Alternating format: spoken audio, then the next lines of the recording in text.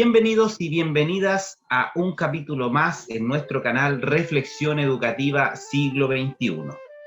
Hoy día tenemos un tema muy interesante que abordar. Es el tema de la gamificación.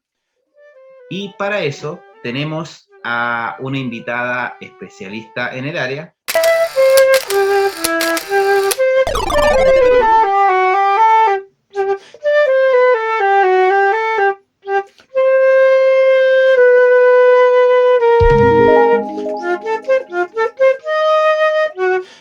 María Elena Villeras Fernández.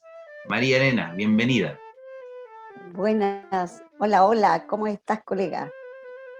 Muy Súper bien, bien. me alegro de estar aquí contigo, conversando de estos temas tan importantes.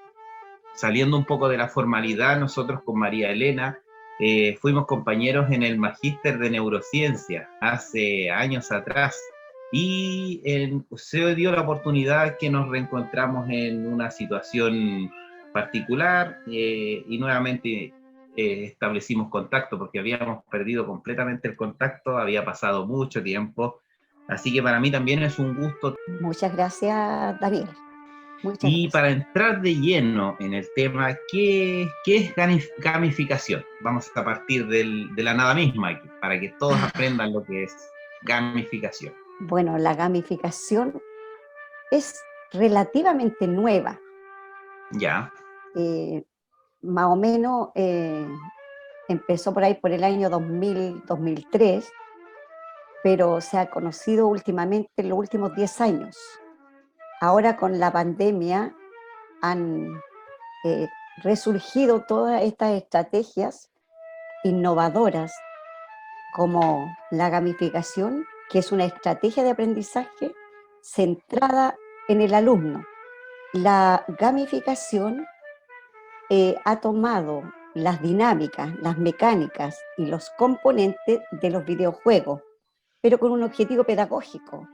Es como el viaje del héroe, como cualquier viaje del héroe en los videojuegos, que el niño puede tener su propio avatar, puede ganar puntos, puede ganar medallas, estrellas, etcétera, que tiene recompensas, que tiene premios, que tiene retos, que tiene desafíos. Primero el niño tiene que estar inmerso en el juego, primero con la narrativa y cómo esto con, se asocia con la neurociencia, con el cerebro. Nosotros, ¿cierto?, tenemos que conocer primero cómo funciona el cerebro, cómo aprende el cerebro y cómo se le enseña a un cerebro. Entonces el niño, en esta estrategia, él es el protagonista de su propio aprendizaje. Entonces el niño, en la narrativa, ya él, con la motivación del juego como forma natural de aprendizaje en el desarrollo de los niños, el niño libera dopamina. Nuestro cerebro libera dopamina, es decir, se activa el circuito de recompensa que tenemos en nuestro cerebro, en nuestro sistema límbico.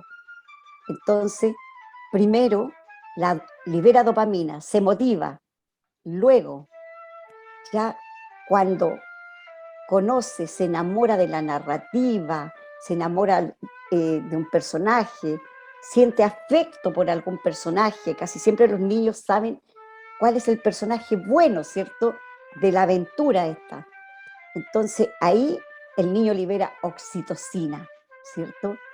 Es nuestro neurotransmisor, nuestra hormona, podríamos decir, del afecto, del amor, igual como la dopamina. Para ello, por ejemplo, José Guillén, por ejemplo, el doctor Francisco Mora, hablan ellos de una sigla 12: dopamina, oxitocina, serotonina, endorfina.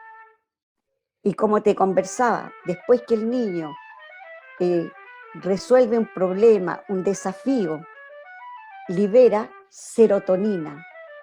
y la serotonina nos tranquiliza, nos calma. Estamos logrando aprendizaje. Y cuando ya somos capaces de lograr el éxito en el juego, liberamos todo tipo de endorfinas. Entonces, ¿cómo se relaciona con nuestro sistema límbico?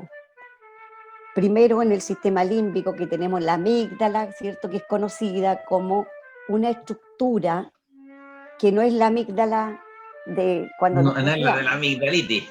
No es la amígdala de la amigdalitis, sino que es una estructura pequeñita, ¿cierto? Un maní. Donde que se encuentra dentro de nuestro sistema límbico, digamos, de nuestro cerebro emocional, donde tenemos nuestro circuito de recompensa que está formado por el área tegmental ventral, por la amígdala, por un grupo de neuronas que se encuentra sobre el mesencéfalo. Ahí tenemos un grupo de neuronas dopaminérgicas, que esas, cuando estamos motivados, cuando estamos alegres, cuando sentimos placer, cuando nos gusta la actividad que estamos haciendo, libera estas dopaminas y que se conectan con nuestra área prefrontal, ¿cierto? Donde nosotros tenemos, Lo digamos que nos aquí, diferencia lo que nos de diferencia otras especies. de otros animales hasta el momento, podemos decir, porque en la ciencia nunca hay una última palabra. Y me Claro, gusta decirlo porque todavía sabemos muy poco de nuestro cerebro. Entonces, nuestras funciones ejecutivas que se encuentran en el área prefrontal dicen, oh, me estoy sintiendo bien, ¿qué es lo que pasa? Entonces, hace el razonamiento lógico. puedo razonar, sí, Sí. puedo ejecutar aquí, puedo hacer la flexibilidad cognitiva, adaptarme. Primero poner atención, concentrarme en lo que estoy haciendo, tomar decisiones, porque ahí en el juego tengo que tomar decisiones. Cuando te preguntan sí o no, ¿para dónde voy? ¿Para qué lado? ¿Cómo resuelvo el desafío? ¿Cómo resuelvo este reto? ¿Te fijas? Entonces, esta estrategia de gamificación, donde te dan puntos, medallas, etcétera, donde siempre vas ganando, donde puedes cometer muchos errores y el error no es castigado, el error no es punitivo. Entonces, el niño sigue jugando, nosotros mismos como adultos, ¿cierto? Cuando estamos jugando, cuando vamos en el bus, por ejemplo, viajando y tenemos un juego y fallamos y lo podemos volver a intentar, volver a intentar y volver a intentar. Bueno, entonces eso mismo le pasa a los niños. Del error se aprende, ¿cierto? Y después lo Sí. vuelvo a hacer hasta que me resulte, hasta tener éxito. Y eso es la magia que tiene los videojuegos, y en este caso, los juegos o los videojuegos que tienen un objetivo pedagógico. Han habido muchos programas, software educativo, por ejemplo, para aprender a leer, los primeros que salieron, Abra Palabra, que fue famoso. Sí, me acuerdo, sí. Después En la plaza, me acuerdo ha también. venido aprendiendo a leer con Bartolo, eh, no El sé, conejo lector. dando matemáticas con Pipo, y etcétera. El conejo lector también, me El acuerdo. conejo lector, también antiguo, Sí. antiguo. Entonces, eh, siempre, por ejemplo, ahora los programas de tablet para los niños de prekinder y kinder, etcétera, ¿cierto? Entonces, eh, hay mucho que hacer, mucho que aprender, y tenemos que ponerlo en la onda de los cabros chicos. Y no solamente la gamificación es digital, no, la gamificación también es análoga, la podemos realizar dentro de la sala de clases. 22 estudios que cumplían con todas las características de la gamificación. En uno de esos, eh, intencionadamente se eligieron 7 y habían 2 que eran de Perú, que eran de matemática. un profesor, Ortiz, que trabajó con niños de primaria, y aquí en Chile diríamos de educación básica, general básica. Y tuvo bastantes resultados muy positivos, y entre ellos hubo una mejora en el rendimiento, en el razonamiento de las matemáticas, en los niñitos más chicos, en todo lo que nosotros conocemos aquí como el método Copisi. Se observó y se hizo encuesta a profesores para conocer la percepción que tenían de esta estrategia. Dicen los profesores que, por ejemplo, una de las limitaciones es la infraestructura, son los recursos tecnológicos, por ejemplo, los portátiles, porque estamos hablando no solamente de Chile, aquí estamos hablando, porque el estudio se hizo en español y en inglés, y estamos hablando de los colegios de la educación de Latinoamérica. Pero el mayor obstáculo, el mayor de los obstáculos es el desconocimiento de esta estrategia. Como es una estrategia nueva, entonces los profesores dicen que es muy complicada, se requiere mucho tiempo para diseñar una estrategia de gamificación en el aula, en forma análoga. Porque tú puedes hacer, por ejemplo, las más comentadas son los juegos de roles y el escape room, ¿cierto? La sala de escape, donde tú, por ejemplo, pones, por decirte algo, en tu sala 8 cajas y en cada caja colocas una pista y donde hay que encontrar la llave para salir de la sala de clase.